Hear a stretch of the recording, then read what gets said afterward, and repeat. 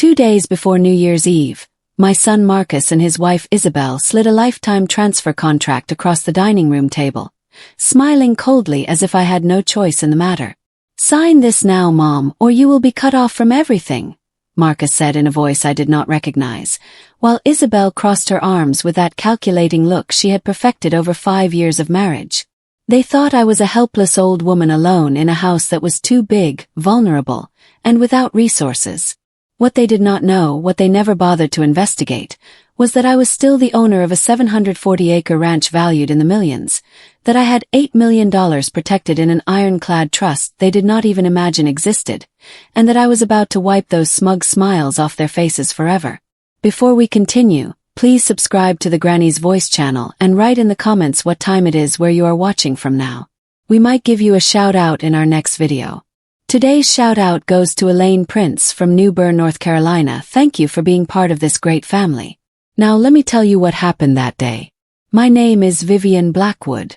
I am 63 years old and I have survived things that would make people half my age collapse. These wrinkled hands that now trembled slightly in my lap had driven tractors under the scorching midday sun, had negotiated with buyers trying to swindle me, and had held my husband while he died of a heart attack 3 years ago, leaving me alone with an agricultural empire that everyone expected me to sell immediately. I did not.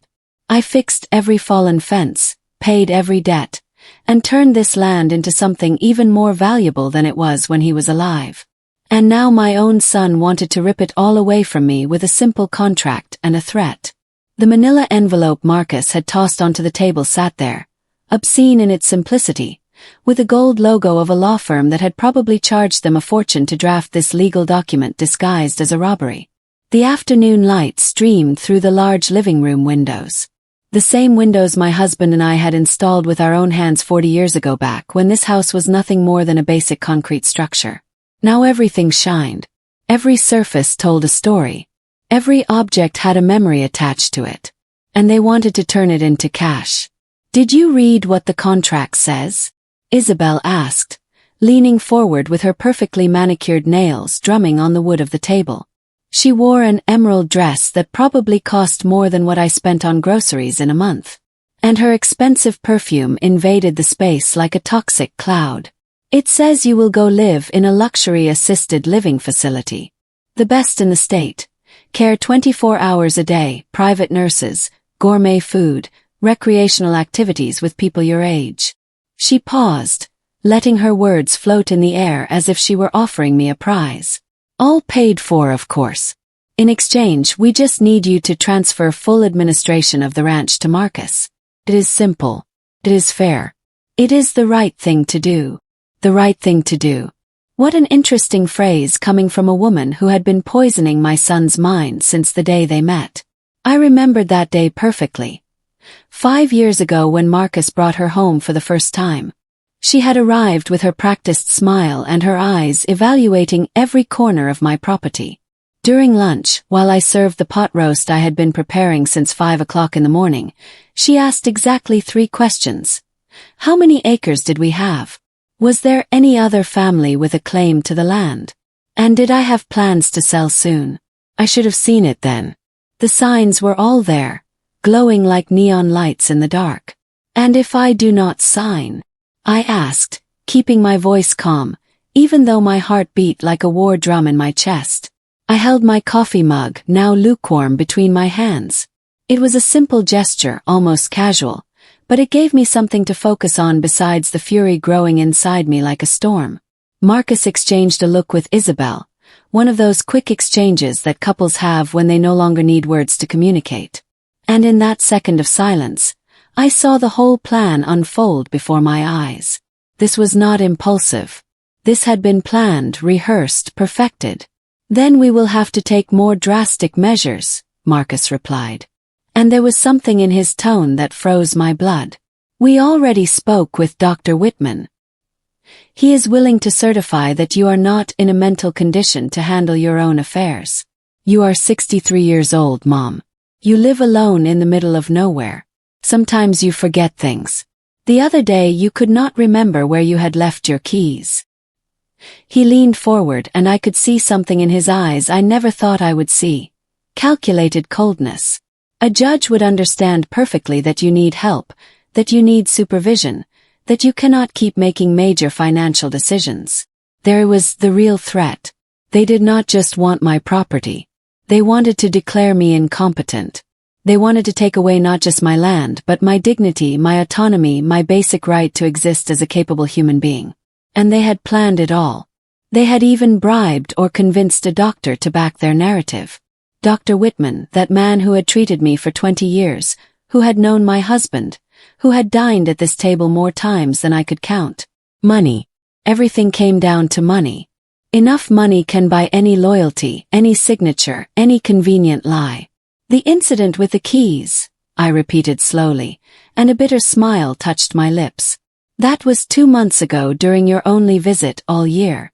I had left them in the barn because I spent the whole morning supervising the roof repairs. But of course, you did not know that because you arrived at 2 o'clock in the afternoon when I had already returned to the house. I looked directly at Isabel. And you wrote it down on your phone. I saw you typing something while Marcus asked me about the keys. You were documenting, building evidence. Isabel had the decency to look uncomfortable for half a second before recovering her mask of superiority. You are paranoid, Vivian. That is also a symptom, thinking everyone is against you. She stood up, smoothing her dress with a studied movement. Look at this place. It is full of dust. The garden plants are neglected. The paint is peeling on the porch. You cannot maintain this alone. It is too big, too much work, and you are too old. Too old. Those words echoed in the space between us like a slap. She was right about one thing. The house needed some repairs. The porch needed paint. Some plants had died during the especially hot summer we had experienced. But that did not mean I was incapable. It meant I was a 63-year-old woman managing 740 acres practically alone, prioritizing the important over the aesthetic. The crops were perfect. The cattle were healthy. The finances were in order. The things that mattered were running flawlessly. You have until tomorrow at noon, Marcus said, standing up as well. He took the contract and dropped it on the table with a dry thud. Think about it carefully, Mom. This can be easy or it can be very, very difficult. But one way or another, this is going to happen. You can no longer keep holding on to a past that ended when Dad died. It is time for you to let go. He began walking toward the door with Isabel following him like an elegant shadow. But before leaving, he turned one last time. And if you decide to be difficult, if you decide to fight this, just remember that you are alone. You have no one. We are your only family. The door closed behind them with a definitive sound that rumbled through the empty house. I heard their footsteps retreating down the wooden porch, the squeak of their truck doors, the roar of the engine starting. I watched them drive away down the dirt road that led to the highway. A cloud of dust marking their departure like a wake of destruction.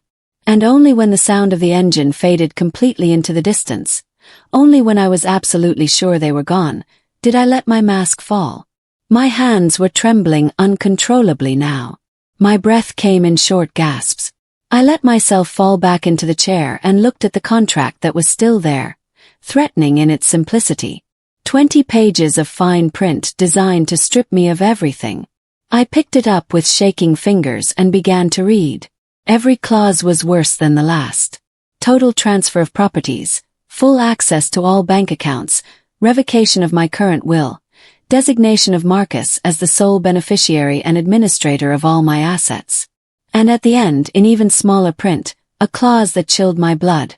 In case I attempted to revoke the contract, a mental incapacitation process would be automatically triggered. It was a perfect trap. Once I signed, there would be no turning back. And if I did not sign, they would use their bought doctor and their constructed narrative to declare me incompetent anyway. They had thought of everything, or so they believed, because what they did not know, what was impossible for them to know, was that I had been preparing for something like this for 2 years. Since the day I noticed how Isabel looked at my land, since the first inappropriate question about my finances, since I saw how my son changed, how he pulled away, how he became someone I did not recognize. I had created an irrevocable trust exactly 23 months ago in a discreet office in the city with a lawyer who did not know my family, and who handled my most delicate matters with absolute confidentiality. $8 million that I had accumulated over decades of hard work, successful harvests, and smart investments I made following the advice of my late husband. Money that Marcus and Isabel could never touch. No matter what documents they made me sign, no matter what judge they convinced, that money was protected, shielded, completely out of their reach, and they did not have the slightest idea of its existence. I stood up from the chair with effort, feeling my knees protest after sitting in tension for so long. I walked to the window and looked out at the land stretching as far as my eyes could see. The sun was beginning to set, dyeing everything in shades of orange and gold. The cornfield swayed gently in the evening breeze. In the distance, I could see Ray, my foreman, closing the doors of the main barn. That man had worked with me for 30 years. He had known Marcus since he was a baby. He had cried at my husband's funeral. He was more family than the son who had just threatened me in my own house. I took my cell phone, that modern device Marcus insisted I did not know how to use correctly, and dialed a number I had saved under a generic name. Richard answered on the third ring. "Vivian," his calm and professional voice said. "Tell me it is not what I think." Richard Thornton had been my lawyer for 15 years, a 58-year-old man with experience in family and estate litigation. When my husband died, he was the one who helped me organize everything legally, who suggested I create additional protections when I told him my concerns about the change in Marcus's behavior. "It is exactly what you think," I replied. And my voice sounded more tired than I intended. "They just left. They brought a contract. They want me to sign the total transfer of the ranch in exchange for locking me up in a facility." There was silence on the other end of the line, and I could imagine Richard in his office, adjusting his glasses as he always did when processing important information. "And they mentioned Dr. Whitman. They said he is willing to certify my alleged mental incapacity." The curse Richard let out was so creative it almost made me smile despite the situation. "That is extortion, Vivian. It is pure blackmail. And if Dr. Whitman is really involved, we are talking about conspiracy to commit fraud." I heard the sound of papers moving, the click of a computer. "Do you have the contract there? Can you photograph it and send it to me? I need to see exactly what kind of legal language they used, and I need you to tell me everything. Every detail of the conversation, every threat they made, everything." I spent the next hour doing exactly that. I photographed every page of the contract with hands that no longer trembled because now I had a purpose, a plan of action. I told Richard every word Marcus and Isabel had said, every gesture, every look. He listened in silence, interrupting only to ask specific questions, to clarify details. When I finished, he sighed deeply. "This is more serious than I thought, Vivian. But it is also easier to fight than they imagine. They made mistakes. Many mistakes." "What kind of mistakes?" I asked, feeling a small spark of hope ignite in my chest. Richard cleared his throat. "First, the contract has abusive clauses that no judge would approve. Second, the explicit threat to use a doctor to certify incapacity is criminal extortion. Third, and this is the most important, they assume you are alone, vulnerable, and without legal resources. They know nothing about the trust.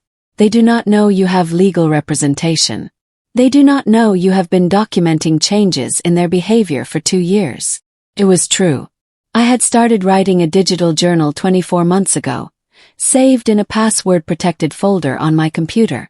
Every strange visit, every inappropriate question about finances, every disparaging comment about my age or ability, everything was recorded with specific dates and details. I had not done it because I was paranoid, as Isabel suggested. I had done it because my gut told me something was wrong. And I had learned to trust my gut after more than 6 decades of life. "What do we do now?" I asked, although part of me already knew the answer. Richard did not hesitate. "Now we play chess, not checkers." They made the first move thinking it was checkmate, but it is barely the opening of the game. Tomorrow morning I am going to start investigating Dr. Whitman. If he is really willing to sign false documents about your mental health, I need to know why. Money probably, or some kind of pressure. Meanwhile, you sign nothing. Absolutely nothing. And if they return tomorrow, you call me immediately. I hung up the phone, feeling a little stronger, a little more in control, but the house remained empty, and the silence was deafening. I looked at the clock on the kitchen wall. It was almost 6 o'clock in the evening. Outside, I heard the familiar sound of Ray's truck driving away after finishing his day. Soon I would be completely alone with my thoughts and my rage. No, I was not going to let it consume me. Not tonight. I dialed another number. This one of a friend who had been my anchor for the last 40 years. Dorothy answered with her cheerful voice that always made me feel better. Vivian, I was just thinking about you. How was Marcus's visit? The innocent question almost made me cry, but I stood firm. Dorothy, can you come over? I need to talk to you about something important. There was a pause, and then her voice changed, becoming serious. I am on my way. Give me 20 minutes. Dorothy kept her word. Exactly 19 minutes later, I heard her car pull up in front of my house. She entered without knocking as she always did, and found me sitting in the dining room with the contract still on the table. A single look at my face was enough. What did they do? She asked, and there was protective fury in her voice. I told her everything. Every word, every threat, every detail of Marcus and Isabel's plan to strip me of my life.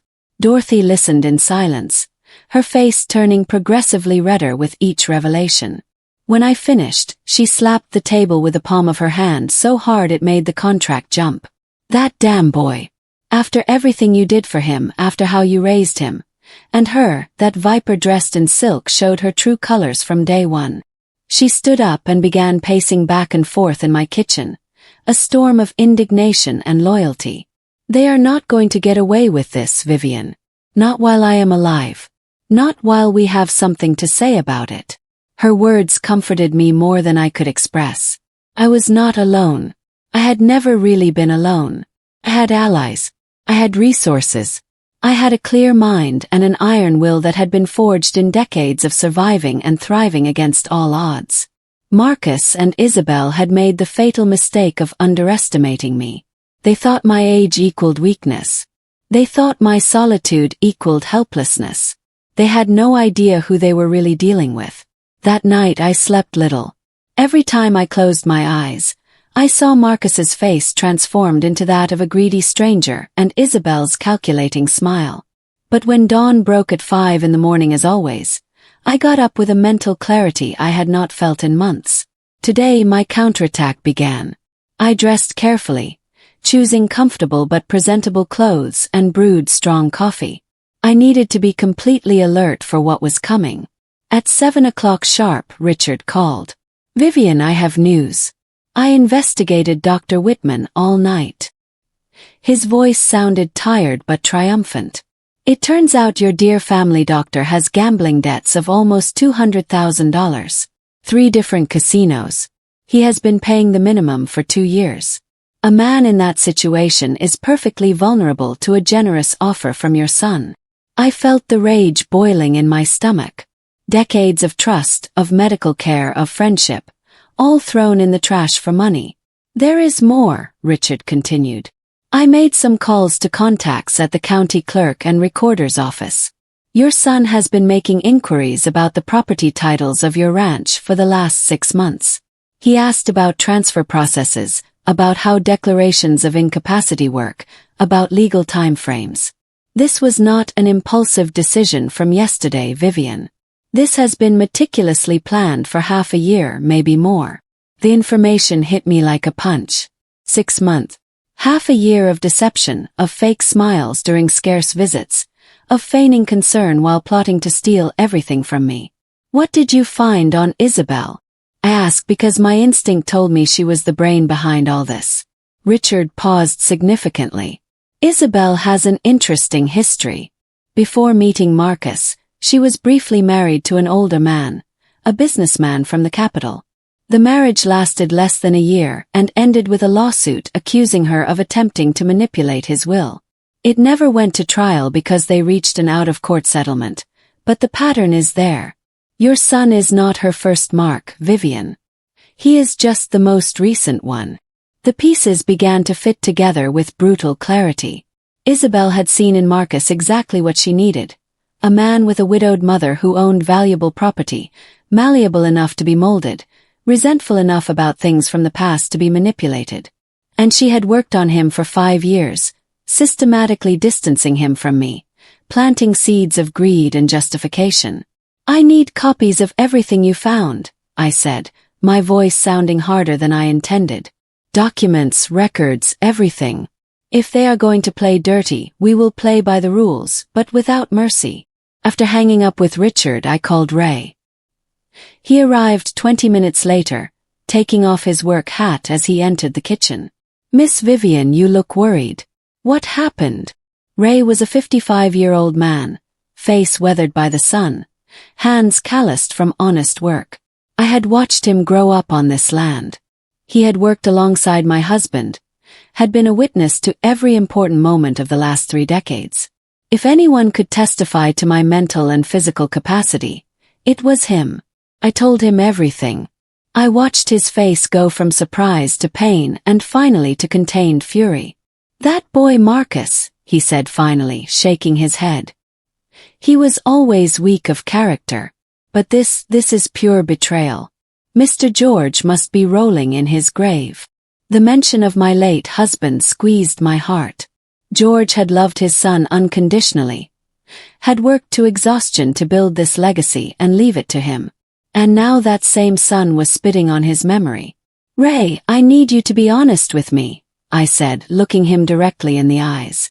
If a judge asks you about my ability to run this ranch, about my mental state, about my competence, what would you say?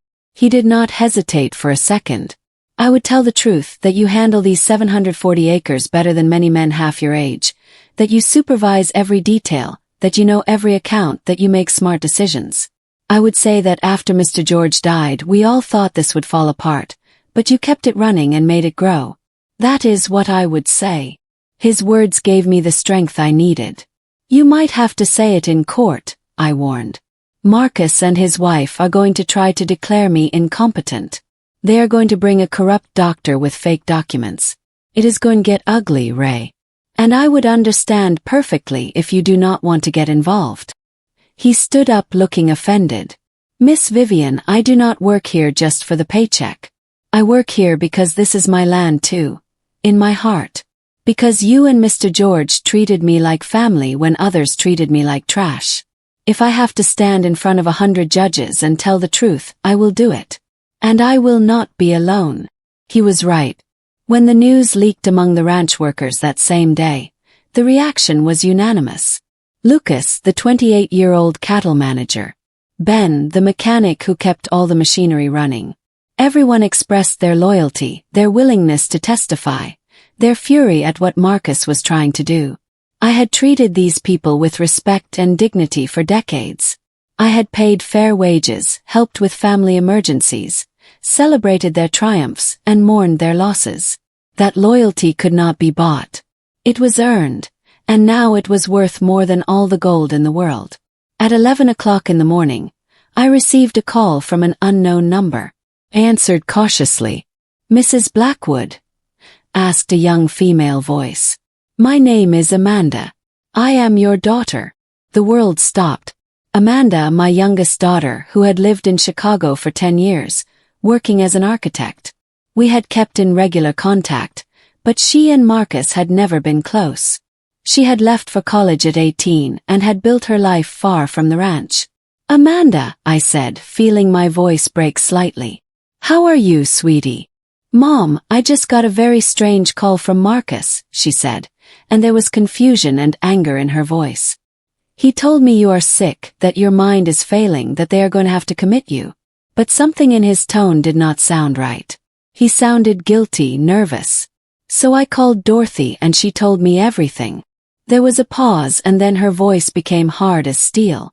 Mom, I am on my way. I am leaving in 2 hours. And when I get there, Marcus and I are going to have a very serious conversation. Amanda's imminent arrival changed the entire game board. She was a lawyer as well as an architect. She had studied law for 3 years before changing careers. She understood contracts, understood legal processes, and above all understood her brother better than he thought. "Do not come yet," I told her, thinking quickly. "Wait, let me handle this first. If you come now, Marcus will know I am organizing a defense. I need him to keep believing I am alone and scared.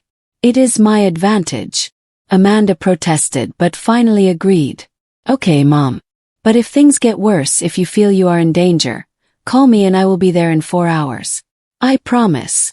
After hanging up, I sat down and thought about the full board. Richard working from the legal side, gathering evidence. Ray and the workers ready to testify about my competence. Dorothy vigilant and ready to help. Amanda waiting in the wings like an ace up my sleeve. And me in the center, pretending to be the vulnerable victim while secretly orchestrating every move. Noon came and went. Marcus did not appear as he had promised. That told me something important. He was nervous. My refusal to sign had shaken him more than he had shown. He was probably consulting with Isabel, perhaps even with his corrupt lawyer, trying to decide the next step. But let him worry. Let him doubt. Every hour that passed without his return was one more hour for Richard to dig deeper, for me to strengthen my defenses, for the net I was weaving to become tighter. At 3 o'clock in the afternoon, his truck finally appeared on the road, but this time he did not come alone with Isabel. He brought a man I did not recognize, dressed in a dark suit and carrying a briefcase. The lawyer, I assumed. The moment of truth was arriving faster than I expected.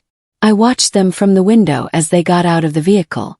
Marcus wore more formal clothes than the day before, as if he were preparing for a business meeting, and not to extort his own mother. Isabel wore a pearl-colored suit that probably cost more than Ray's monthly salary, and her high heels sank slightly into the dirt of the path. The man in the suit was thin, about 40 years old, with hair slicked back and a professional smile that did not reach his eyes. He carried a black leather briefcase under his arm. This was their lawyer, the legal architect of my supposed ruin. I did not open the door immediately when they knocked. I let them wait exactly 30 seconds, enough for them to feel discomfort, but not so long as to appear I was being deliberately hostile. When I finally opened it, I kept my expression neutral. "Marcus," I said simply, without inviting them in yet. My son cleared his throat, clearly uncomfortable. "Mom, this is Attorney Chambers. He came to help us resolve this situation in a civilized manner." Chambers extended his hand with that rehearsed smile. "Ma'am, it is a pleasure. I hope we can reach an agreement that benefits everyone." I let them in, and we sat at the same dining table where the first attack had occurred 24 hours earlier. Chambers pulled documents from his briefcase with precise movements like a magician preparing his trick. "Mrs. Blackwood, I understand that yesterday there was some resistance to the plan your family proposes for your well-being." He began using that condescending tone professionals use when talking to elderly people they consider foolish. "I want to assure you that all of this is designed with your best interest in mind. I have reviewed the contract personally and can guarantee you that it is completely legal and fair." "Fair for whom?" I asked, and my voice cut through his prepared speech like a knife. Chambers blinked, momentarily thrown off balance. Isabel intervened quickly. "For you, Vivian, so you can finally rest. Stop worrying about this enormous burden. At your age, you should be enjoying life, not killing yourself working in the fields." Her words were carefully chosen, painting my work as suffering when in reality it was my purpose, my identity, my reason for getting up every morning. I looked at Marcus directly. "Do you really believe this is what is best for me, or is it what is best for your bank account?" I saw his face turn red, saw his hands close into fists on the table. "Do not make this harder than it has to be, Mom. We already made the decision. With or without your signature, this is going to happen." There it was again, the barely veiled threat, the arrogant certainty that they had won before the game was over. Chambers took control of the conversation again. Mrs. Blackwood, I must inform you that if you do not sign voluntarily, your son will proceed with a formal psychiatric evaluation. We already have Dr. Whitman's testimony indicating concerns about your cognitive capacity. We have documentation of incidents suggesting mental deterioration.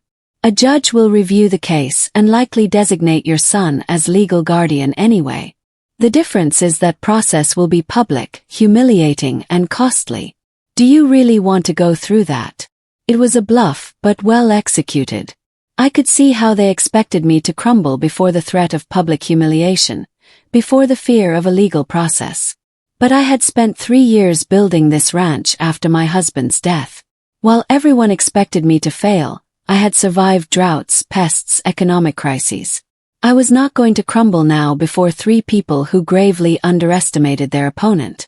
Incidents, I repeated slowly. I would like to hear about those alleged incidents. Chambers pulled out another folder, this one thinner. There are several reports: frequent forgetfulness, confusion about dates and events, inability to maintain the property in adequate condition, increasing social isolation, unexplained mood swings. Every point was a distortion of reality, a lie built on half-truths. Yes, sometimes I forgot where I left the keys because I was managing a massive operation. Yes, the porch paint needed renovation because I had prioritized repairing the irrigation system. Yes, I saw fewer people because I had reduced my circle to genuine people after decades of learning who was real and who was not. Interesting narrative, I said, maintaining my calm voice, although rage bubbled inside me. Constructed very carefully over months. I imagine every visit you made was to collect evidence, not to see how I was.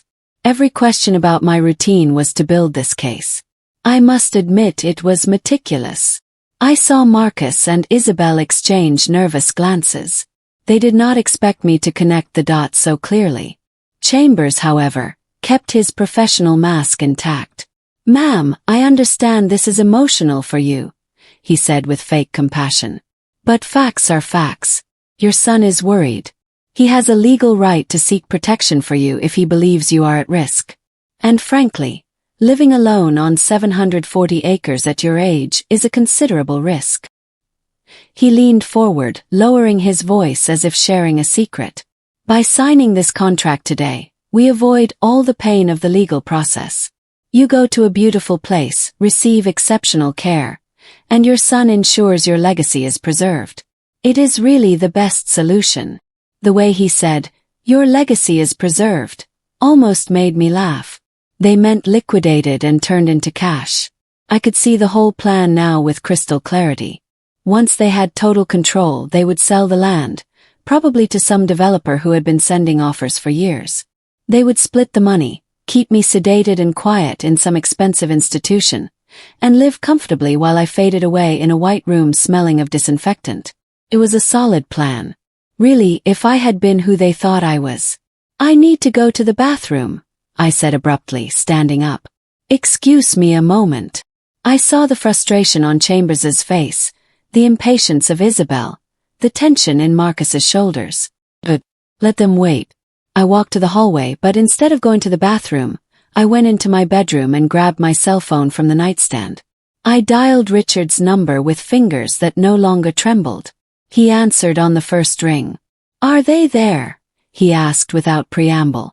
"Yes, they brought a lawyer, Chambers. They are pressing hard," I whispered, keeping my voice low. "They have documents from Dr. Whitman, alleged evidence of mental deterioration. They threatened a public judicial process if I do not sign now." I heard Richard typing quickly. "Chambers, I know him, specializes in family law, but has a questionable history. 2 complaints with the State Bar Association for unethical practices, both resolved through confidential settlements. Perfect for dirty work." He paused. "Vivian, do you trust me?" "Completely," I replied without hesitation. "Then do exactly what I am going to tell you," Richard instructed, and I could hear the determination in his voice. "Go back to that table. Tell them you will sign the contract, but demand 24 hours to consult with your own lawyer first, as is your legal right. If Chambers is minimally competent, he will have to accept that. If he pushes for immediate signature without allowing legal representation, he is violating professional ethics, and that does not fly. Win-win. The plan was brilliant in its simplicity. It gave them false hope of victory while buying me crucial time. And if they insist on immediate signature, ask why. Then you record them saying they deny you legal representation. I already activated recording on my side. This call is legally documented.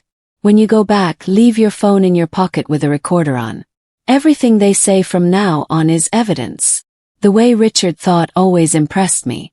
He was not just a lawyer. He was a strategist.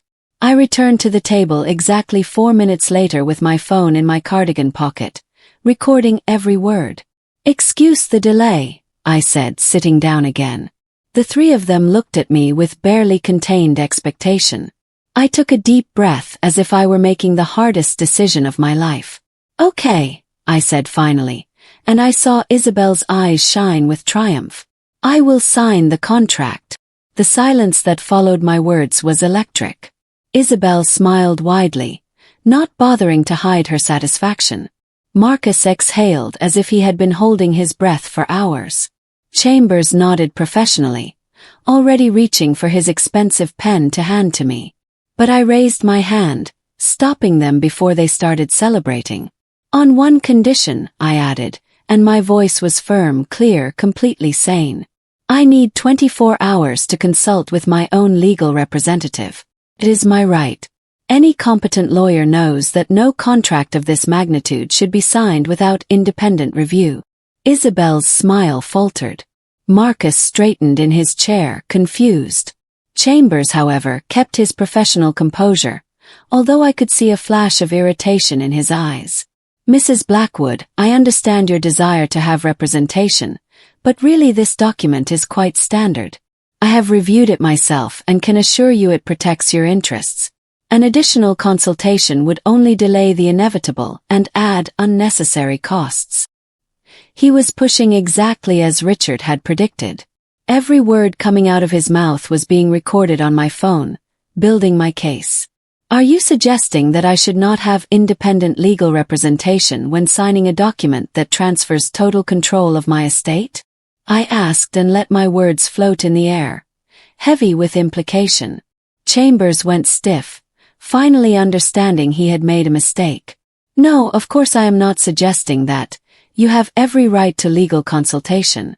I was just pointing out that it might be unnecessary given that I have already certified the legality of the document."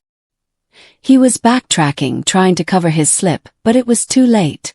The words were already recorded. Isabel intervened, her voice losing part of its manufactured sweetness. "Vivian, this is ridiculous. What lawyer are you going to consult? You live in the middle of nowhere. The nearest lawyer is 2 hours away. This is just another delaying tactic because you do not want to accept the reality of your situation." There was venom in her words now, frustration at my continued resistance. Marcus put his hand on his wife's arm, trying to calm her, but she pushed him away. "No, Marcus, enough games. Your mother needs to understand that this is going to happen whether she likes it or not. Then let us proceed with the forced psychiatric evaluation," I said calmly, calling their bluff. "If you really believe I am mentally incapacitated, you do not need my signature. You can go directly to the courts. Present your case before a judge.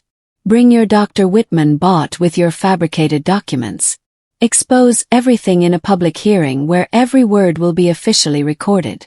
I saw the color leave Marcus's face. Chambers shifted uncomfortably in his chair.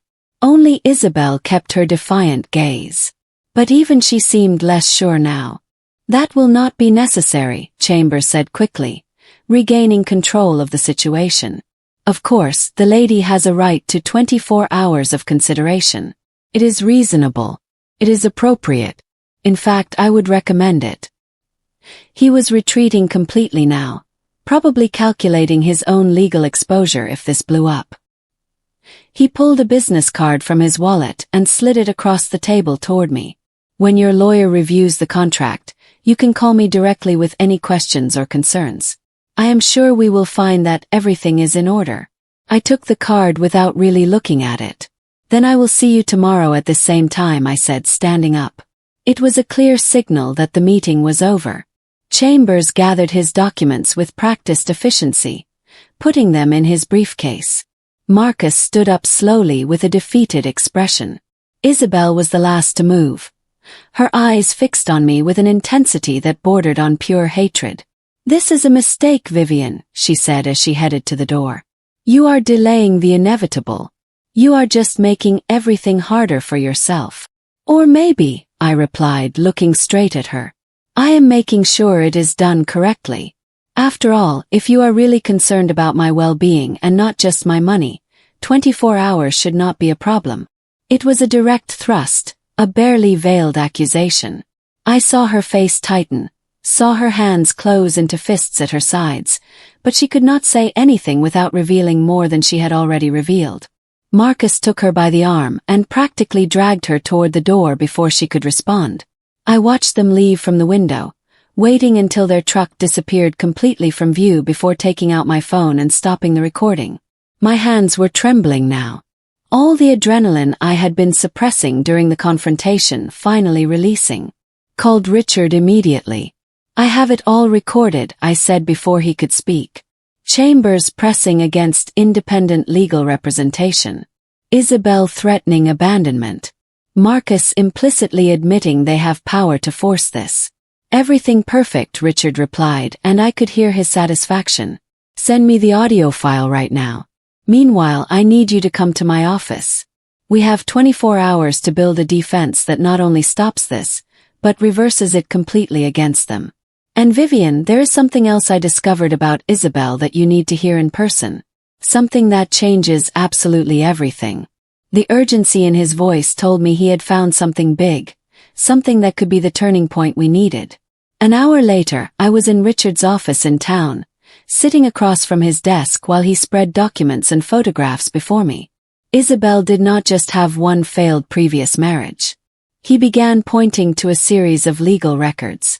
She had three marriages in 10 years, all with older men, all ending with substantial financial settlements. There is a clear pattern here. She seeks men with significant assets, usually with elderly parents or vulnerable relatives, marries quickly, and then works to consolidate control over those assets. I looked at the photographs of Isabel's previous marriages. In each one she looked radiant, young, beautiful. The men beside her varied in age and appearance, but all shared a similar expression. In love, dazzled, completely under her spell. The second husband, Richard continued, filed criminal charges against her for fraud and forgery. He alleged she had forged his mother's signature on property transfer documents. The case was dropped after they reached a settlement. But the preliminary testimony is in public records. It is devastating. Why did no one tell me any of this when Marcus met her? I asked, feeling nausea in my stomach. Richard sighed. "'Cause she is smart. She uses different names, moves between states, keeps a low profile.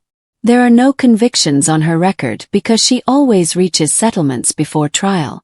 But the pattern is there if you know where to look. And now we have it all documented." He pushed a thick folder toward me. "This is our ammunition, Vivian. This does not just defend your case. This completely destroys their credibility." We spent the next 3 hours planning every detail of our strategy. Richard contacted a renowned forensic psychiatrist who agreed to evaluate me formally early the next day, creating official documentation of my complete mental competence.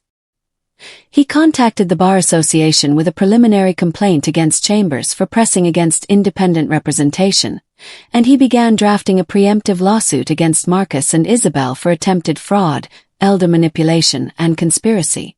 When I left his office at dusk, I felt transformed. I was no longer the scared victim they thought I was.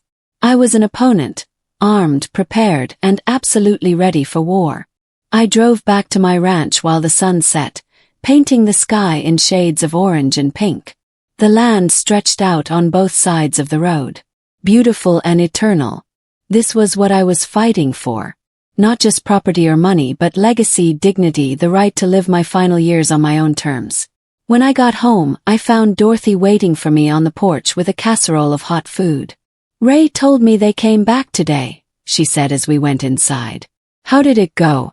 I told her everything while we ate dinner together in my kitchen. She listened in silence, her expression going from worry to indignation to fierce determination. "That woman is a demon," Dorothy declared when I finished telling her everything about Isabel's history. "And Marcus is a fool for not seeing it. But it does not matter anymore what he sees or does not see. What matters is that tomorrow you slam the door in the face of this whole nightmare." She was right. Tomorrow was the decisive day. Tomorrow the games ended and the real counterattack began. That night I slept better than in weeks, with the clarity that comes from finally being on the offensive instead of the defensive. At 6 o'clock the next morning, Dr. Chan arrived at my house. He was the forensic psychiatrist Richard had contacted, a 60-year-old man with impeccable credentials and an untarnished reputation. We spent 3 hours in exhaustive evaluation, memory tests, logical reasoning, verbal comprehension, complex situation analysis. I answered every question. I completed every exercise. I demonstrated not just basic competence, but exceptional mental acuity for any age. "Mrs. Vivian," he said at the end, packing up his materials, "you are as lucid as anyone I have ever evaluated. In fact, your strategic analysis and decision-making capabilities are above average. I will have my full report ready by 2 in the afternoon." After Dr. Chen left, I got ready with care. I chose simple but dignified clothes. Nothing showy but not fragile either. I wanted to project exactly what I was. An older woman, yes, but strong, clear, completely in control of her faculties. At 11, Richard arrived with 3 thick folders full of documentation. "Ready?" he asked, and there was barely contained excitement in his voice. This was more than a legal case for him now. It was personal. It was justice. "More than ready," I replied. "Let's finish this." At 1 o'clock exactly, Marcus's truck appeared on the road. This time he came with Isabel and Chambers again, but they also brought Dr. Whitman, my supposed family doctor, the man who had sworn to care for my health, now arriving to sell me out for money. I watched them get out of the vehicle, noting how Whitman avoided making eye contact with the house, how his hands shook slightly. He knew what he was doing was wrong. He knew it and was doing it anyway.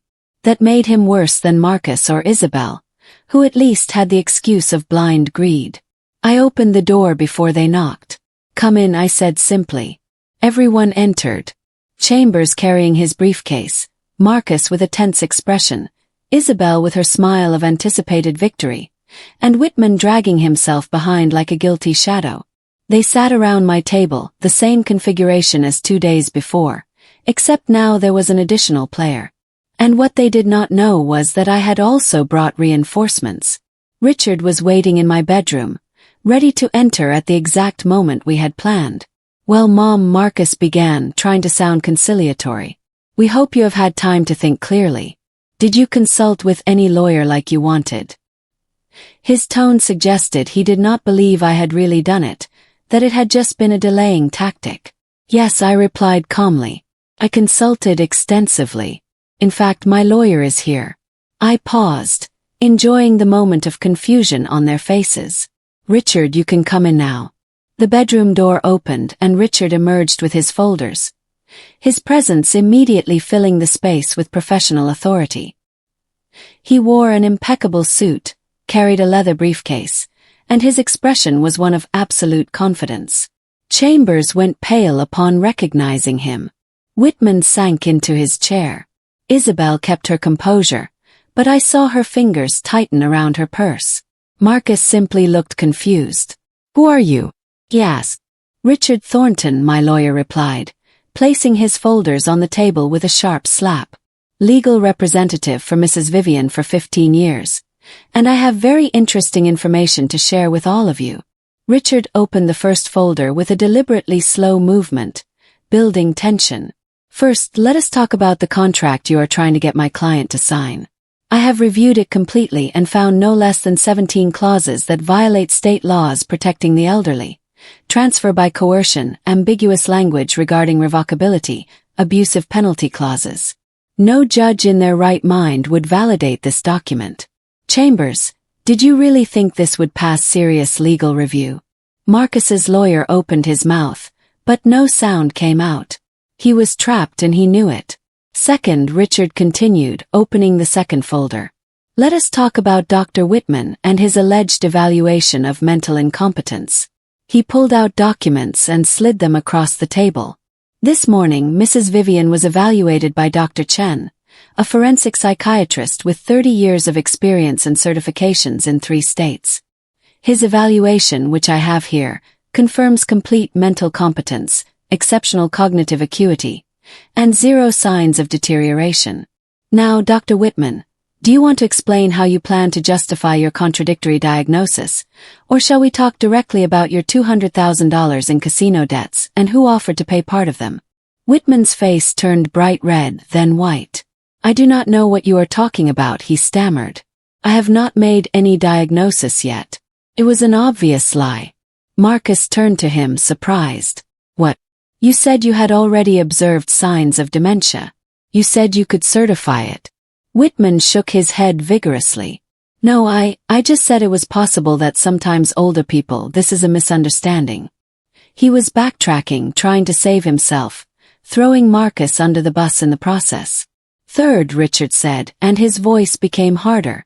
Let us talk about Isabel, or should I say, let us talk about Isabel Mendez, also known as Isabel Gibson, also known as Isabel Carter. He opened the third folder, revealing photographs and legal documents. 3 previous marriages, all following the same pattern. Identifying men with family assets, marrying quickly, isolating them from their families, and then working to control those assets. The second husband filed charges for fraud. The third obtained a restraining order. The testimonies are all here, available for judicial review. The silence that followed was absolute. Isabel had stood up, her face contorted in fury. This is defamation. This is persecution. You have no right to investigate my private life. Richard smiled coldly. Court records are public, ma'am. There is nothing private about 3 lawsuits for fraud. And when you attempt to strip an elderly person of their estate, your history becomes absolutely relevant. He turned to Marcus. Your wife is a professional con artist, and you have been her tool to attack your own mother. Marcus looked at the photographs and documents scattered on the table as if they were poisonous snakes. His hands trembled as he picked up one of the images of Isabel's previous wedding, his face losing color progressively. This cannot be real, he murmured, but his voice lacked conviction. Isabel tried to snatch the papers from his hands. Do not believe them, Marcus. They are trying to separate us. This is exactly what your mother wants, to destroy our marriage because she never accepted me. Her voice was shrill now, desperate, all sophisticated composure evaporating under the pressure. I never accepted you. I repeated, and let all the bitterness accumulated over 5 years tinge my words. I welcomed you into my house. I treated you like family. I included you in every celebration, every important decision. And all that time you were cataloging my supposed weaknesses, building a file to rob me. Do not talk to me about acceptance when the only thing you wanted to accept was my money. I stood up, leaning my hands on the table, looking directly at her. I saw you from day one. I saw how you evaluated every room, every piece of furniture. I saw how you distanced my son from me, how you poisoned him against his own mother. But it was easier to wait, document, prepare, than to fight a battle that no one would have believed me about until now. Richard pulled out another document, this one officially sealed. Miss Vivian also wants you to know about the irrevocable trust she established 2 years ago. $8 million in liquid assets, completely protected, completely out of any legal claim you could attempt. Even if you had somehow gotten control of the ranch, you never would have touched that money. Never. I saw Isabel's eyes go wide with genuine shock. This was information they clearly did not have. All their research, all their spying, and they had failed to discover the most important piece of the puzzle. Impossible, Chambers said, regaining some voice. We would have found traces of a transfer like that. I reviewed the bank records.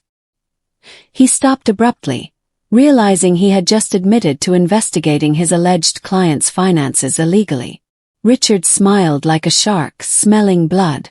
Did you review Mrs. Vivian's bank records without her authorization? That is a violation of financial privacy, Chambers. That is cause for immediate disbarment by the Bar Association. Please continue digging your own professional grave. Marcus finally found his voice, though it sounded broken, confused. Mom, I didn't know about other marriages. Isabel told me she had been married once, that it was a mistake of youth. She never mentioned. His wife interrupted him, her voice now full of pure venom. Shut up, Marcus. You do not owe them any explanation. This is a witch hunt. Your mother is trying to destroy me because she cannot stand anyone else having your attention. But even as she spoke, I could see she was losing control of the situation. How the narrative she had built so carefully was crumbling. I have filed a formal complaint with the Bar Association against Attorney Chambers, Richard continued, relentless. I have also notified the State Medical Board about Dr. Whitman's actions. And I have prepared a civil lawsuit against Marcus and Isabel for attempted fraud, elder manipulation, extortion, and conspiracy to commit crimes against the estate. He placed the last document on the table, thick and official. This lawsuit will be formally filed tomorrow morning unless the following occurs. The silence was so dense I could hear the wall clock ticking the seconds. Everyone waited, frozen. First, Richard said, raising a finger. Marcus signs a complete and permanent waiver to any claim on Mrs. Vivian's estate immediately. Second, Isabel signs a permanent no-contact agreement with Mrs. Vivian. Third, both of you leave this property right now and never return. Fourth, Dr. Whitman voluntarily resigns his medical license before the end of the week. And fifth, Chambers accepts a voluntary suspension of his practice while his ethical conduct is investigated. That is extortion, Isabel spat. Richard shrugged. Call it what you want. The alternative is a public trial where every sordid detail of your history will be exposed. Every lie, every scam, every man you manipulated. Do you really want all that to come to light? Because I have time, resources, and a client who deserves justice. I can make this long, public, and devastating for all of you. It was not a bluff. I could see in his eyes that he meant it completely. Marcus sank into his chair, his hands covering his face. When he finally spoke, his voice was barely a whisper. I'm sorry, Mom. I do not know what to say. I thought I was doing the right thing. I thought I was protecting you. But his apologies sounded hollow now. Too late, too convenient. Isabel elbowed him violently. Do not apologize. Do not give her the satisfaction. She planned all this. She set a trap for us. It was pathetic to see her twist reality even now, trying to become the victim when she was clearly the predator. No one set a trap for you, I said, and my voice was cold as ice. You chose this path. You chose greed over family. You chose money over decency. I simply refused to be your victim. I looked at my son, at this man I had raised with love and hope, who was now a stranger. You had everything, Marcus. Love, family, a legacy waiting for you. But it was not enough. You wanted everything now, immediately, no matter who you hurt. That was your choice. Richard placed the waiver documents in front of Marcus. Sign here, here, and here. You have 5 minutes to decide. After that, the offer expires, and we proceed to full litigation. Marcus looked at the papers, then at Isabel, then at me. I searched for some sign of genuine remorse in his eyes, some signal of the boy he had been, but I only saw defeat and perhaps, very deep down, shame. With trembling hands, he took the pen Richard offered him. Do not sign that, Isabel ordered. But there was panic in her voice now. She could see her perfect plan disintegrating before her eyes. Marcus looked at her, and for the first time in years, I saw a flash of clarity in his expression. How much of this was real? He asked her quietly. Did you ever love me, or was I always just a means to an end? Isabel did not respond, and that silence was answer enough. Marcus began to sign every page with mechanical movements. When he finished, Richard collected the documents and stored them carefully. Dr. Whitman, your letter of resignation to the medical board must be submitted before Friday. If you do not do it, all evidence of your attempted fraudulent certification will be sent to state authorities. Understood. Whitman nodded miserably, not daring to look at me. Chambers, you have until tomorrow to submit your request for voluntary suspension. If you do not do it, I proceed with a full formal complaint, including all evidence of your unethical practices. Chambers also nodded, defeated. Now, Richard said, his voice taking a final tone. It is time for all of you to leave this property, and let it be absolutely clear. If any of you try to contact Mrs. Vivian again, if you approach her property, if you make any kind of threat or harassment, you will face immediate criminal charges. Am I making myself clear? Everyone mumbled assent. One by one they stood up and walked toward the door. Marcus was the last to rise. He stopped at the door, looking at me with eyes that finally seemed to see the magnitude of what he had done. Mom, he began but found no words to finish the sentence.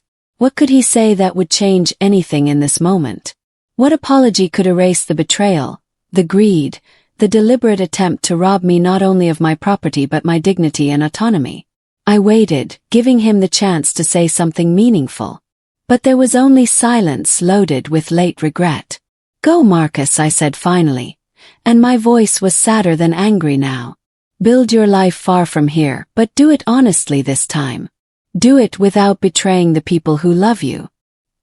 He nodded once, with tears running silently down his cheeks, and left. Isabel was already in the truck, her phone glued to her ear, probably calling some lawyer to see if there was any way to reverse this disaster. Chambers and Whitman got into their own vehicles, defeated and facing the destruction of their careers for their participation in this corrupt scheme.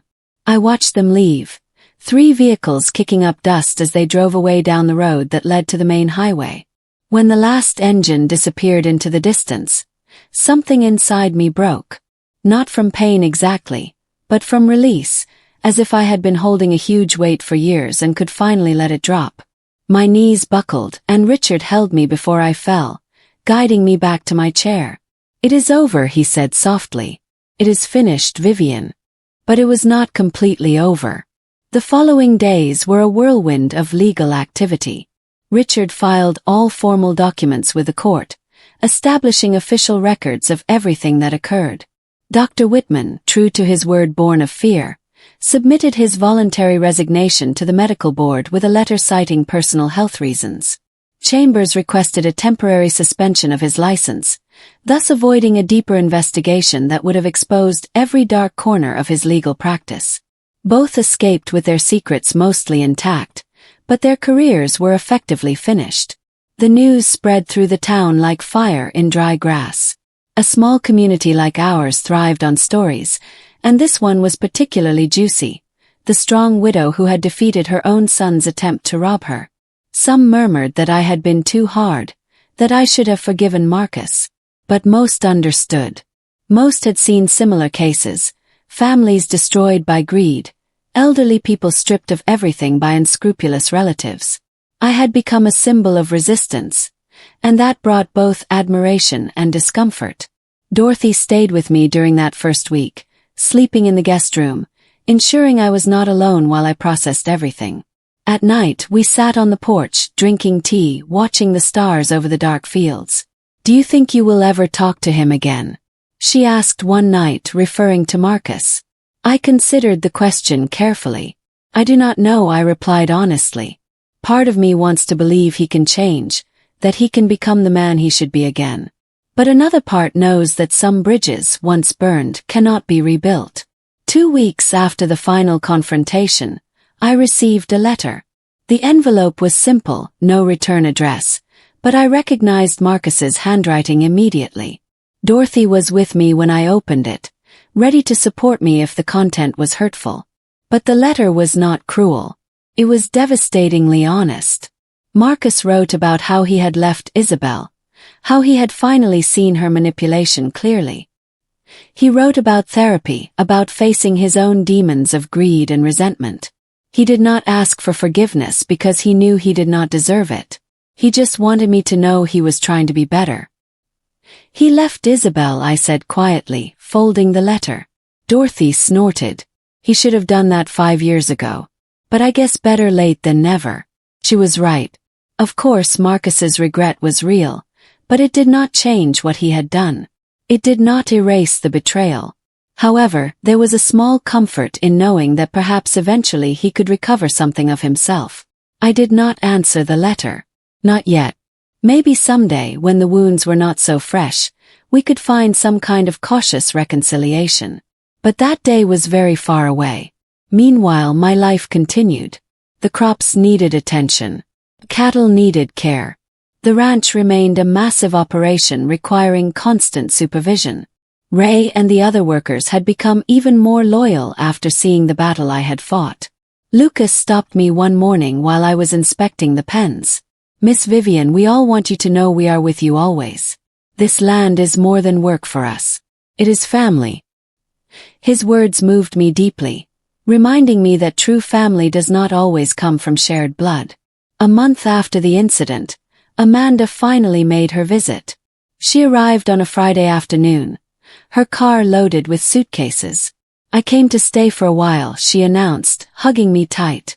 My work can be done remotely, and I think it is time I spend more time here with you. Seeing my daughter, my Amanda, who had always been sensible and loyal, filled a void I did not know I had. We passed days talking, walking the land, planning the future. She had ideas to modernize some operations, to make the ranch more efficient without losing its essence. Mom, she said one night while we were eating dinner, I want you to know that when the time comes, when you really can no longer handle this, I will be here not to take it from you but to help you keep it, to preserve what you and Dad built. I took her hand across the table, feeling deep gratitude. This was the difference between my two children. Marcus had wanted to take. Amanda wanted to preserve. One had seen opportunity where he should have seen legacy. The other saw sacred responsibility. I reviewed my will with Richard, making it absolutely airtight. Everything would go to Amanda now, with generous provisions for Ray and the long-term workers who had been faithful. I established a charitable foundation that would continue after my death, helping other elderly adults defend themselves against family exploitation. My wealth would serve a purpose beyond myself.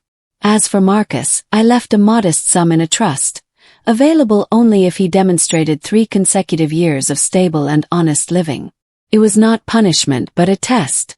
If he really changed, he would have something. If not, well, some lessons cost dearly. The months passed. Autumn arrived with its golden colors, then winter with its cold nights. Life found a new rhythm, quieter perhaps, but also more authentic, without the constant tension of obligatory visits loaded with ulterior motives, without the anxiety of wondering when the next blow would fall. Could finally breathe. The wrinkles on my face seemed softer now, not from recovered youth, but from earned peace. New Year's Eve arrived exactly 1 year after everything began. 12 full months since Marcus and Isabel had pushed that contract across my table, confident in their victory. How different things were now. Amanda had organized a small celebration at the ranch, inviting Dorothy, Ray and his family, Lucas, Ben, Richard, and a few other close friends. The house was full of life, of genuine laughter, of the aroma of homemade food prepared with love instead of obligation. While I watched everyone gathered in my living room sharing stories and toasts, I felt something I had not felt in years. Wholeness. Not the fake wholeness that comes from maintaining superficial family appearances, but the real kind that is born from being surrounded by people who genuinely care about you. Amanda brought me a glass of champagne, her arm going around my shoulders. To you, Mom, she said, raising her own glass. To the strongest woman I know, for teaching me that dignity is not something others give you. It is something you defend.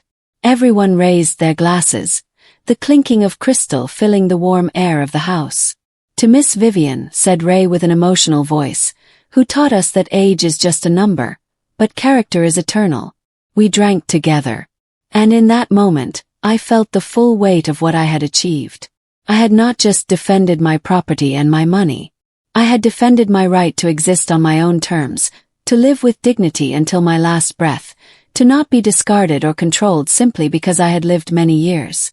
Later that night, when the guests had left and Amanda was sleeping in her old room, I went out alone to the porch. The December air was cold but refreshing, cleansing my lungs and my mind. The stars shone with particular intensity, as they always did, far from city lights. I looked out toward the lands stretching in the darkness. 740 acres of legacy and hard work. This was what I had fought for. This was what I had saved. My phone vibrated in my pocket. A text message from a number I had not deleted, but had not contacted either. Marcus. Happy New Year, Mom. I have been sober for 8 months, 6 months in therapy, 4 months working in construction, paying my own bills. I do not expect your forgiveness. I just wanted you to know I am trying to be the man I should have always been, the man Dad would have wanted me to be. I read the message 3 times, feeling complicated emotions swirling in my chest. I did not reply immediately. Instead, I put the phone away and continued looking at the stars.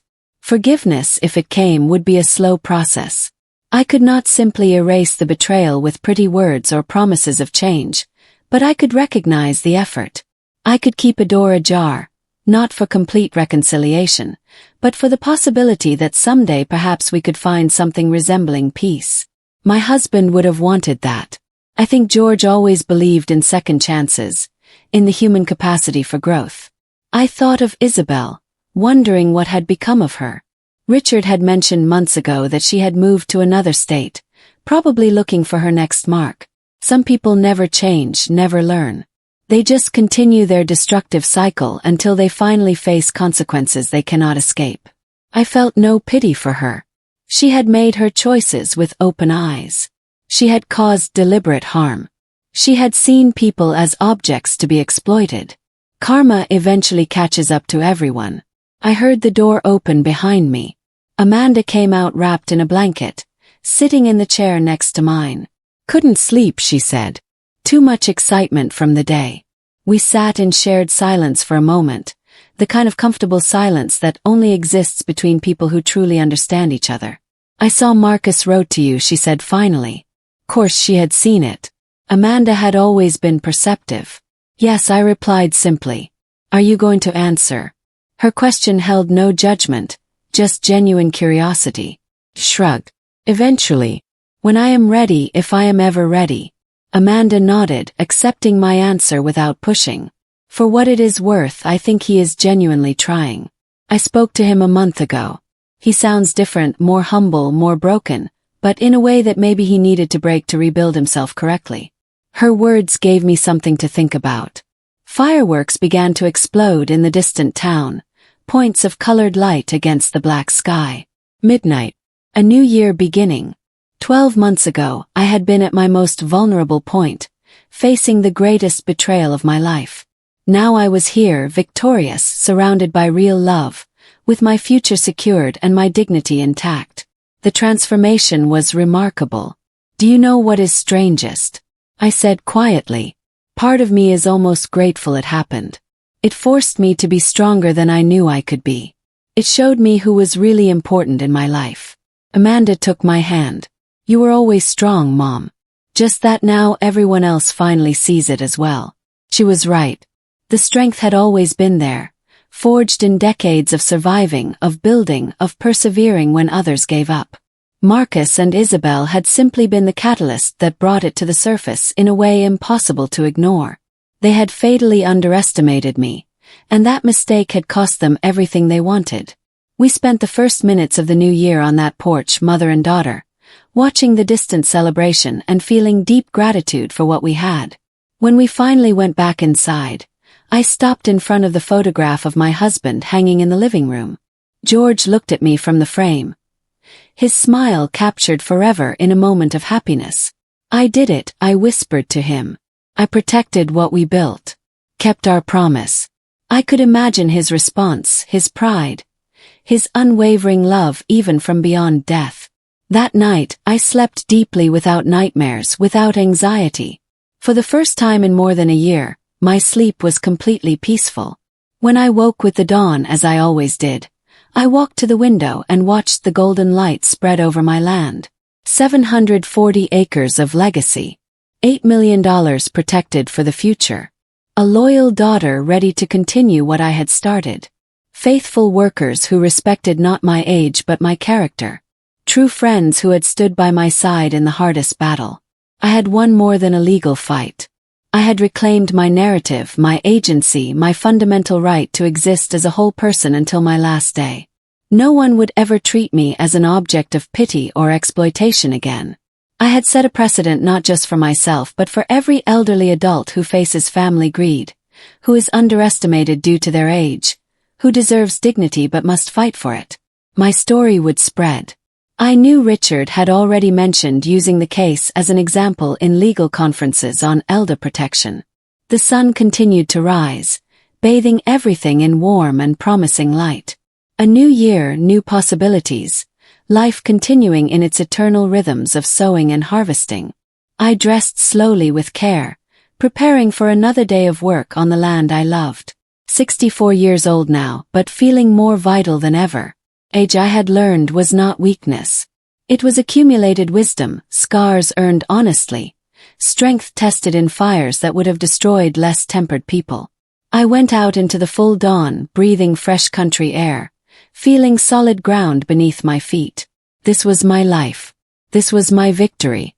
And no one, absolutely no one, would ever take it from me.